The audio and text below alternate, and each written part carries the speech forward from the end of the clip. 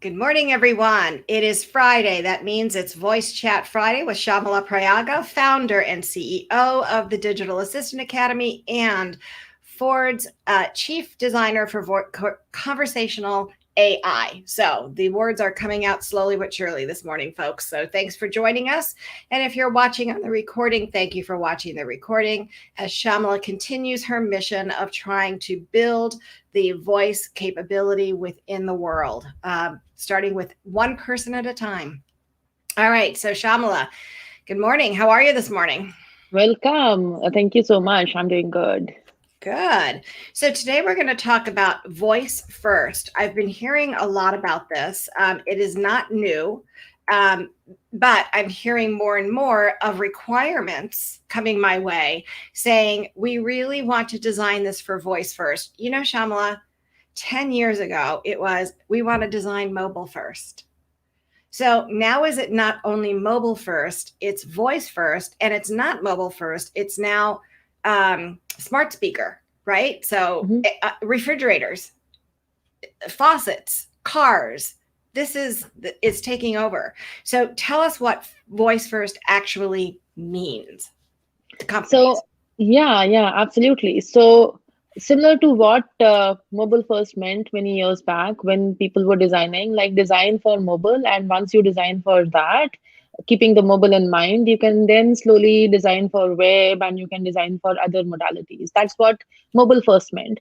The same way, voice first basically is thinking about the voice only use cases or voice use cases for your enterprise. Of course, that is not going to happen, that you're not going to think about mobile or website and just think about voice, right? So voice first in the context means like how smart speakers are, right? You can think about creating a voice application or a voice skill. But the biggest thing is that when you're thinking about voice first, you really have to think about why and what use cases to think about, right? Like Alexa have so many different skills now, third party skills, and most of the people, most of the marketing companies have started thinking about it. BBC or Domino's or Pizza Hut, they are having their own voice application. So the future is definitely voice. So just bringing in the mindset, like you have to start thinking about voice and sonic design is something which voice first means. Hold on a second. When you say, I'm sorry, just moving I just realized that my microphone was quite a distance. So wait a minute. Did you say Sonic? Yeah, sonic. So see, voice is a huge part of the overall sonic design.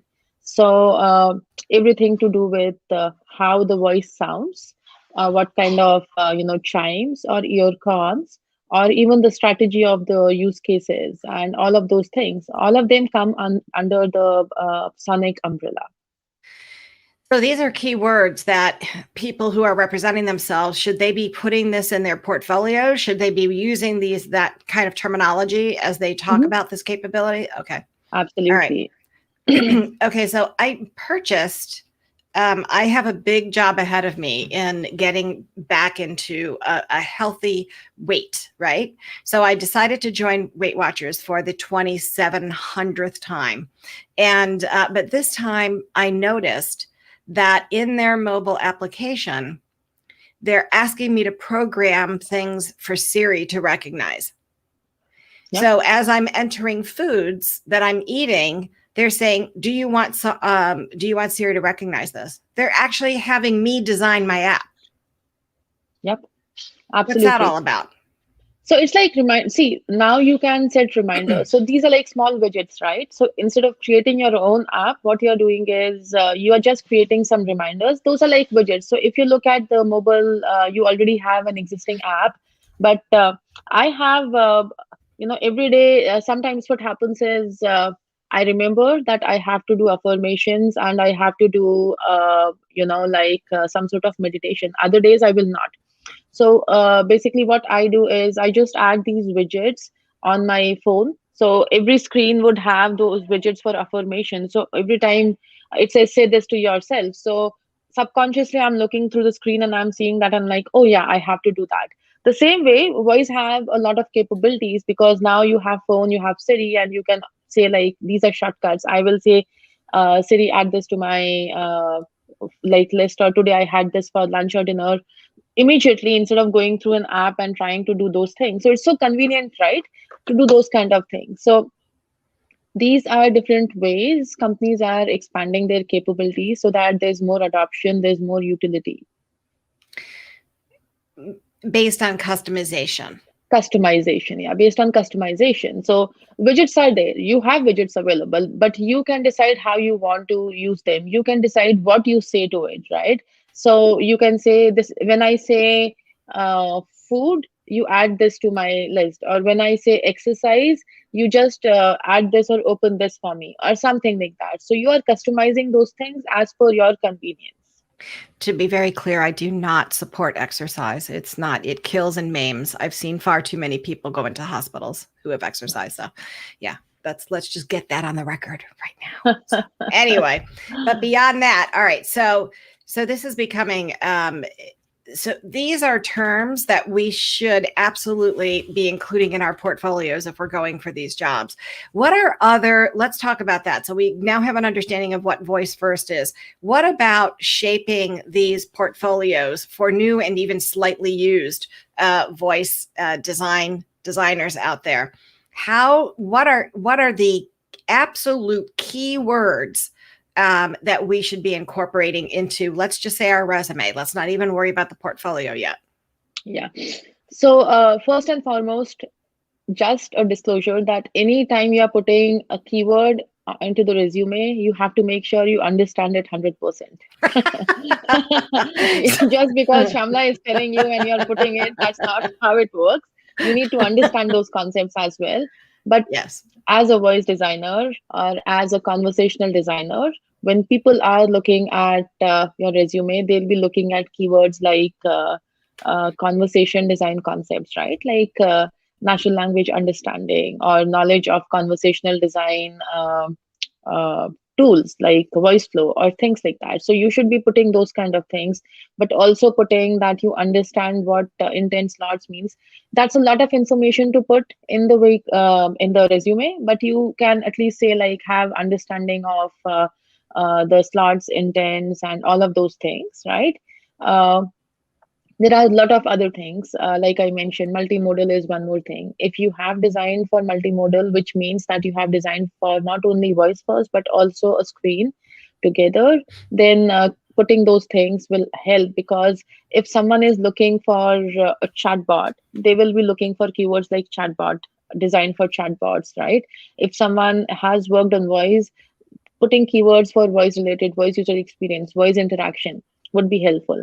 But if someone is looking for, and I know a lot of companies who were actually looking for multimodal experience, and they wanted people to have that in the resume. So in those cases, having putting like experience with multimodal design or multimodal voice design would be beneficial. Okay.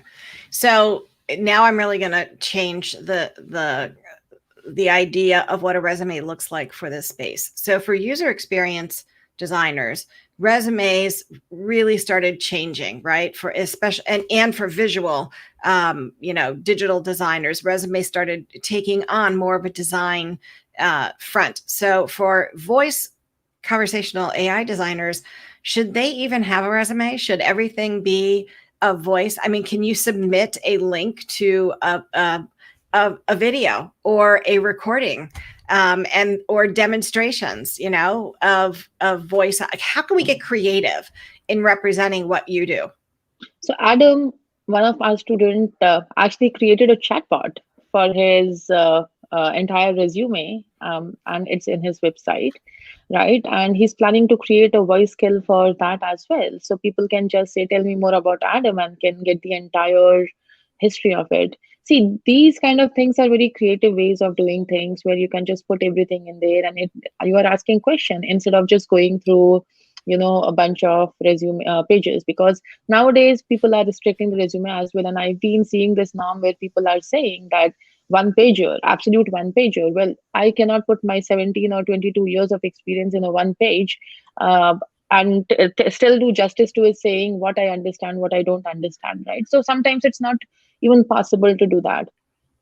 So you should always have a one pager, if not like 17, 18 pages, right? Have a one pager. But along with that, if you can go creative and create your own app like a voice skill, like an Alexa skill or a Google action or a chatbot, and they send that to the hiring manager, they will really like it because, well, they are seeing first-hand experience of your work, what you are applying for or what you are claiming to have. So, yeah, let's talk about that for just a second. So now you're stepping into my area of expertise, and senior recruiters are not mandating a one-page resume. I don't know where that is coming from. I think it's just old school, like two spaces after a period.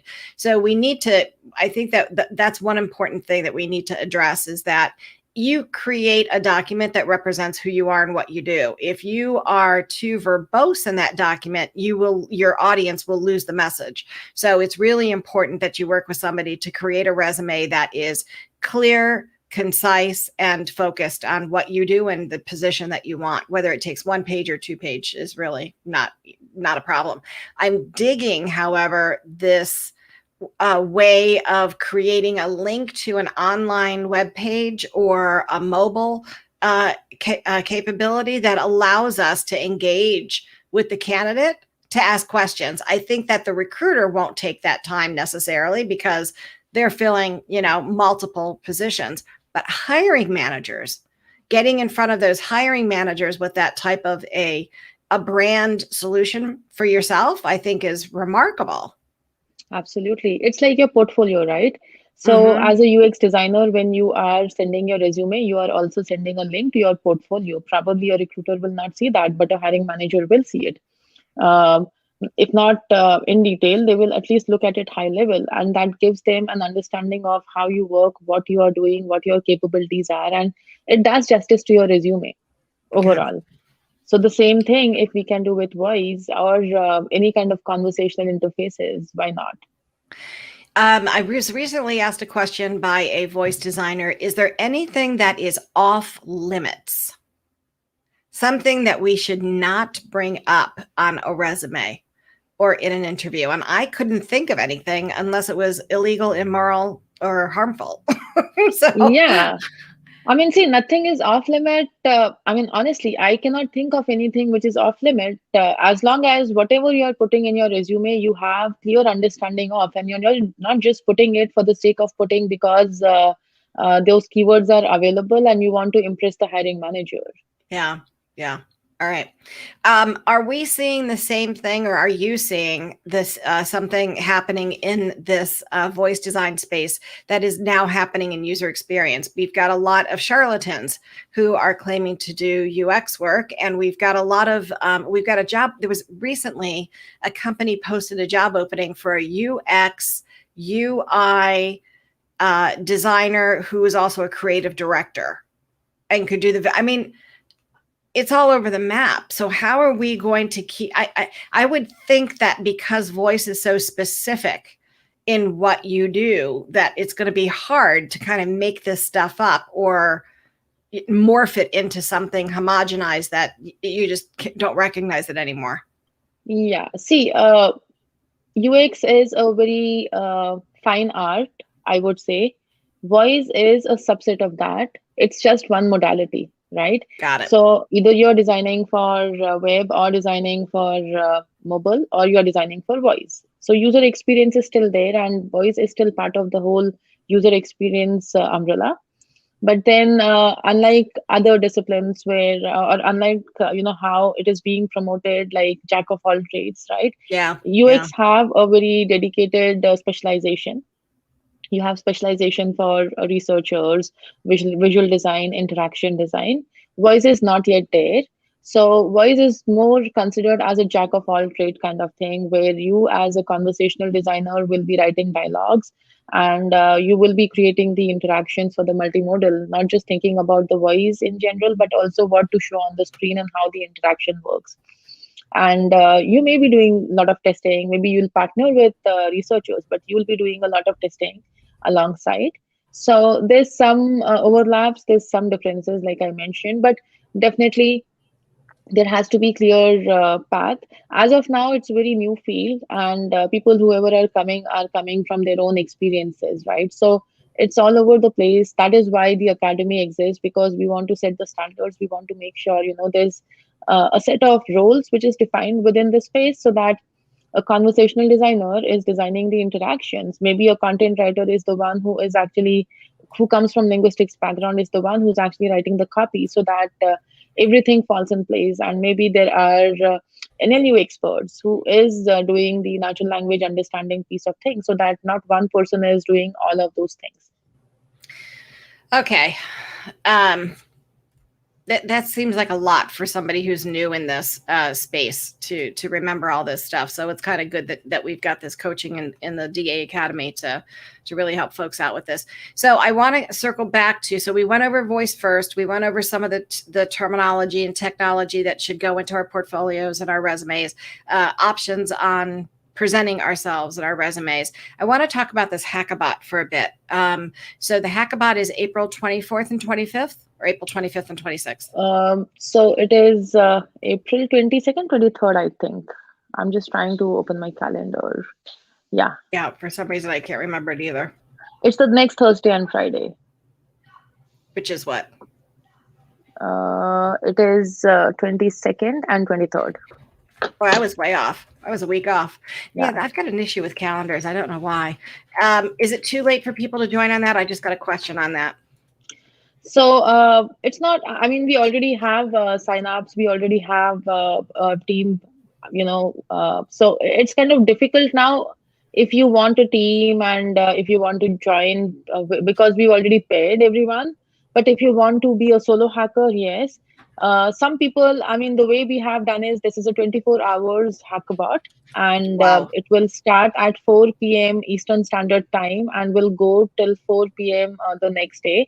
So that means like every time zone at some point will be working through the midnight and through the night.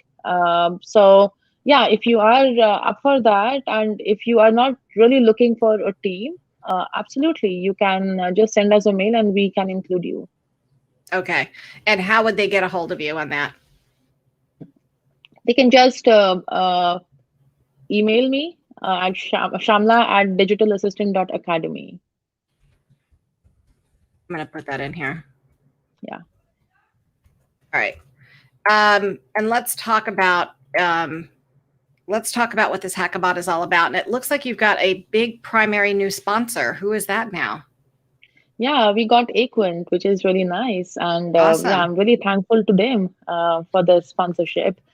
So the theme for the hackathon is, we really want to make sure that we are bringing innovation into the world. So the theme we have is three different tracks in here. We want people to think about women's safety, because women's safety is a big issue everywhere, and how can voice be helpful? Because there are mobile apps, but think about places where there are high risk areas, right? And I cannot just open my phone and try to find an emergency app or something to just say like I'm going through some shit right now, or like I'm in this risky area and someone is trying to kidnap me or rape me. But if there was a voice, if there was something like that, it will be so helpful. So thinking about Yeah. women's safety in all of the aspects through voice will be so beneficial. So I'm encouraging people to think about that. At the same time, camping is one such thing. Many people love camping, right? And campsites are not 100% connected, but a lot of accidents can happen during the campsites. Even if someone wants information, there's not a lot of information out there. You have to go through a website, or you have to go through the information desk and stuff like that. So thinking about how voice can be leveraged in a campsite, in any kind of situation, like in the campsite or during camping or before camping, for different things. I'm taking this inspiration from drive-throughs. Like drive-throughs have nowadays, you have McDonald's is doing this, where you can just go and use a voice assistant to order things. So instead of a person taking your order, it will be a voice assistant, and then they can deliver things to you. And that's so interesting because, well, you are reducing the cost. In the same aspect, what can be done in the campsite with zero touchless kind of experiences. So that's the another theme. And third one is urban innovation. There's so much happening. Companies are thinking about self-driving. Companies are thinking about uh, What was urbanization that, in all of the Shamala? What was that, Shamala? urban Urban innovation. innovation. Okay. Yeah. So really thinking about those as well. And this is the third track. So any kind of innovation to reduce the carbon footprints, or to make like urban innovation more seamless, is what we are looking for. And yeah, so if you're interested, do let us know. Okay, so these are three hefty topics. So let's talk about why are people doing these hackabots in the first place? Why are they going to be up 24 hours trying to come up with this thing? So first and foremost, it's the motivation, right? Like you really care about something you want to work on. Second thing is you get a lot of learning. Most of my learning came from hackathons. Like I mentioned, my one of the hackathons changed my life, and that's how I got into voice. That Wow. was my journey to voice. So hackathon not only helps you create innovative solutions, but it also helps you learn a lot of things, network with like-minded people. It opens up a lot of opportunities for you in general as an individual, right? There are conferences, there are workshops, there are meetups, and all of those things. But then hackathon or hackathons are the kind of things which really shape you, because you are confined in a 24-hour space with a topic, and you are coming up with innovative ideas, and that is when your most creative side comes out. And you're also meeting new people to help you create this. So these Absolutely. teams are already predefined. So the people already got together and decided that, or are you throwing people together who have never met each I'm other? no, so I've we've done the pairing. We've done the pairing. So it's a 24 hours hackathon, and everyone will be up 24 hours, including myself, right? So which will be interesting. And given that I'm a very, very, like strict person when it comes to my 9 hours of sleep, so it will be very interesting. But Are you going to have any live streaming for this hackathon? Are people going to be able to see other people working on these things? We have not really thought about live streaming this thing, because we have multiple people, multiple groups, and each of those will be a different track or a different, group within the Zoom link which we have. So it will not be Okay. very seamless to actually live stream the entire event, because there will be a lot of backstage things happening between the groups and collaboration and things like that as well. But yeah, I mean, we will post some snippets here and there. That's what is the plan. So Awesome. Who's going to be deciding who wins? we have a bunch of judges from well-established voice experts in the industry. John Stein from the Open Voice Network, he's the founder, and he's trying to set the standards in the voice space for all things privacy, ethics, architecture, and everything. So John Stein will be joining us, and then we also have Heidi, and she is the product manager for Alexa, uh, Amazon. Yeah, she works with Amazon. What's Heidi's And last name? Cubertson, yeah, Cubertson. I don't know if I'm spelling this right, Heidi, so forgive me if I'm not. Yeah. Uh, Hubertson. uh, See, okay, just a second. I will tell you the spelling. I'm very bad with spelling, so I just want a name. So I just want to make sure I don't believe. Culbertson. Cul Culbertson. Culbertson, yeah, Culbertson. Got it. And then we also have Dr. Maria Artulaki. Let's say Dr. Maria and leave it at that. So, and are you going to be a judge? No, I'm not a judge. I am just organizing this thing, but we have judges, and then Aquint will also have, like we will have judge from Aquint too, because they are our Wow. sponsor. So Wow. So why is that important that we've got Aquint as a sponsor and even as a judge? Why is that important? So, see, a big part of hackathons are basically, the opportunities and job fairs, right? And what we are doing is we have a lot of signups, and a lot of people are interested in this hackathon already. Hmm. So there will be people who are already out there and they are looking for opportunities. So people who are looking for opportunities or are undergraduates looking for their first internship or jobs, those are the kind of people who are mostly in such kind of events because they are looking to expand their skills and knowledge and Got it. network. So Equin being a company who solely is working on, like hiring and connecting the talents with the right kind of company, for them this will Hmm. be the best fit because voice is the future. And looking at these kind of skill sets, there will be a lot of people from background like user experience and some web development background, and these are the kind of people who are in demand, right? So for Aquint also, it will be a win-win to look at these kind of skill sets and you know pair them with whoever they can pair with.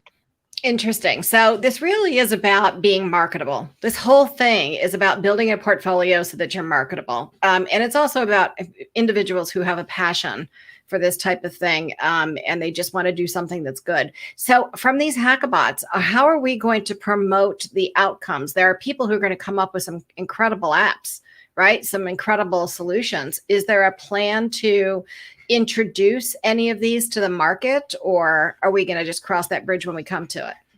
So no, the plan is that the ideas which are really interesting and are insightful or have impact, we will be looking for or we'll be helping those individuals get an investor so that they can actually bring it to life. So Wow. it's not just an idea which we are just throwing out there, but we are going to see how we can help get that thing to life. Okay. All right. I'm just going to put that in the notes here. So let's make sure that we are aware that this isn't just for fun and games. This is actually a chance to get in front of some investors. I love that. All right. Well, Shamala, believe it or not, we are up to our 30 minutes here. Is there anything left that you want to make sure that folks know about this hackathon or the hackabot for next week? Your parting words of wisdom for your attendees, Uh, participants? Well, I would say that if you are interested, just reach out to me. Like I mentioned, we have already done the pairing. So pairing will be difficult, but then if you are looking to be a solo hacker and are confident enough that you can do, you still have time. You can do it. You have full support from our sponsors and conversational platforms provider. Like VoiceFlow is our generous sponsor who has sponsored the entire event and the license for the events. So they are giving Wow. pro licenses to all of the participants. So yeah, Not sure if I spelled this right, and they but are going to and they are going to be available throughout for this event to help you out with any technical issues also. So this is the opportunity to not just learn a tool but make an impact. So if you are really up for that, do sign up. so I do want to talk about you for just a second here because we always talk about you're helping other people, but honestly, how, if somebody wants to grow up to be a Shamala, how did this come to you? How did having this hackabat come to you? And how did you turn it around so quickly? Wow, it's interesting. Yeah, I mean, I'm always looking for how can I make an impact in this world, first of all, and in the voice tech world. And there are too many things happening. There are a lot of conferences happening, a lot of conferences, and there are some workshops. There are a lot of people, a lot of companies who are providing trainings and stuff like that. But what I saw was those are all theory, theory, theory, and you're not really doing something practical. And there are so many aspiring designers out there who are not getting a job because, well, you're just an aspiring designer and just going through some bunch of videos and tutorials and stuffs will not help you unless you are really diving into it, right?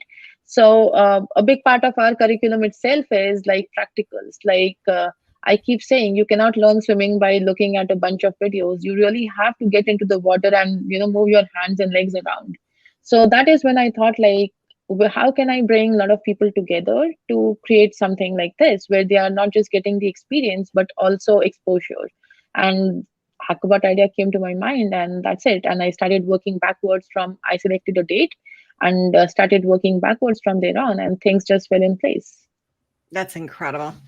So next week, we're going to have somebody who would be akin to a Shyamala, somebody whose career has escalated to become a primary provider and primary expert within this domain. I'm not going to reveal the name until the last minute. So I do want you to tune back here to next Friday at 8 a.m. for the continuation of what is new and exciting and talking to the experts in voice conversational AI.